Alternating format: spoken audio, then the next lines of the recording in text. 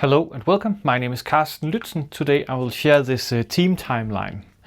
I hope you like these videos. If you do, please consider subscribing and sharing. Anyway, back to this team timeline.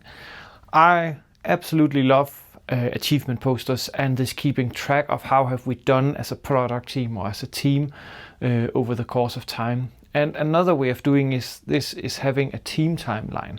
And this of course works best if you are co-located, so you can actually have a flip chart where you draw. And if you do that, then think of it like your version of the Bayeux Tapestry. So we draw the team down here, and then we make some kind of road that we are traveling on. And be sure to make it in such a way that you can continue with a second flip chart and a third flip chart and so on, so we can keep building as time progresses. Then consider doing a dedicated kickoff where you can have drawn this up front, just the path, nothing else, and then you start putting in some of the major things that you're going through. So for instance, if you know we have an offsite and then you write the dates, right? If we know that we're going to release version 1.0 of whatever we're building, right? Then we put it here and with a date. And then as time progresses, right, then we can see, okay, if we're here, then, I don't know, we did the first user test, then have sticky notes. So we in the office quickly can just write a sticky note and then put it up here.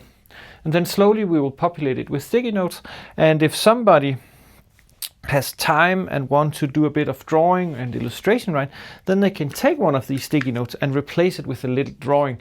So for instance, if it was a user test, then we write some users and maybe somebody with a clipboard or whatever, right?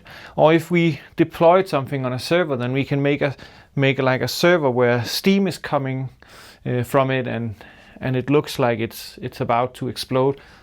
Again, be creative, right? And then maybe also write what it symbolizes.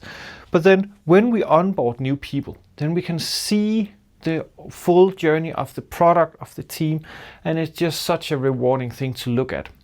Another thing you can also consider is instead of drawing the team, then have it on a piece of paper, like neatly cut out, so we can move it and show how did we go. And in this way you can also illustrate people coming on the team, jumping off the team. So keep it rather empty at first, as I said, and then add the big things, and then just encourage people to at least do sticky notes for achievements and big milestones along the way.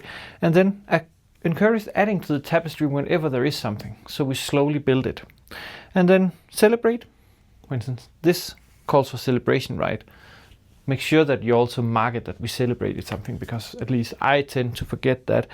And then do a dedicated kickoff, and then make sure that you can add more flip charts, and then you can build your own tapestry of your team journey.